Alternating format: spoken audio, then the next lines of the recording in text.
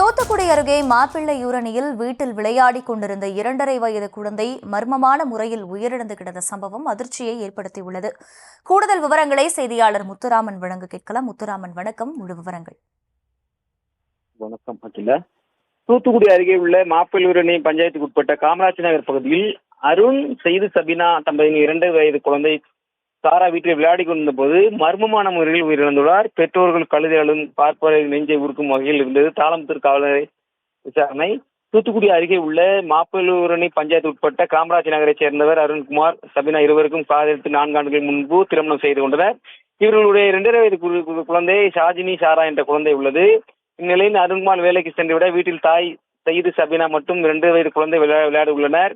சையது சபினா வீட்டில் வேலை செய்து கொண்டிருந்த பொழுது அடுத்த அறையில் விளையாடி கொண்டிருந்த குழந்தையின் அலறல் சத்தம் கேட்டு தாய் சபினா ஓடி வந்து பார்த்தபோது குழந்தை மயங்கிய நிலையில் உள்ளது. இதைத் தொடர்ந்து ஆட்டோ மூலம் மாப்பிள்ளை ஆரம்ப சுகாதாரங்களை கொண்டு சென்றனர். பின்பு தூத்துக்குடி அரசு மருத்துவமனை கொண்டு சென்றனர். மருத்துவமனை சிகிச்சை பெற்று சாய்ஜா அங்கு குழந்தையை பரிசோதித்த மருத்துவர்கள் குழந்தை இறந்து விட்டதாக தெரிவித்தனர். மேலும் மின்சாரம் தாக்கி குழந்தை உயிரிழந்திருக்கான அறிகுறி இருப்பதாக மருத்துவர்கள் தெரிவித்தனர். இதை அடுத்து தாளமுத்தூர் நகர் காவல்துறை இந்த வழக்கு பதிவு செய்து விசாரணை செய்து நடத்தி வருகின்றனர்.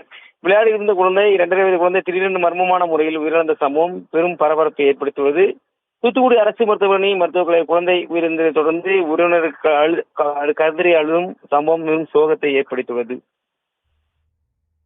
விவரங்களுக்கு நன்றி முத்துராமன்.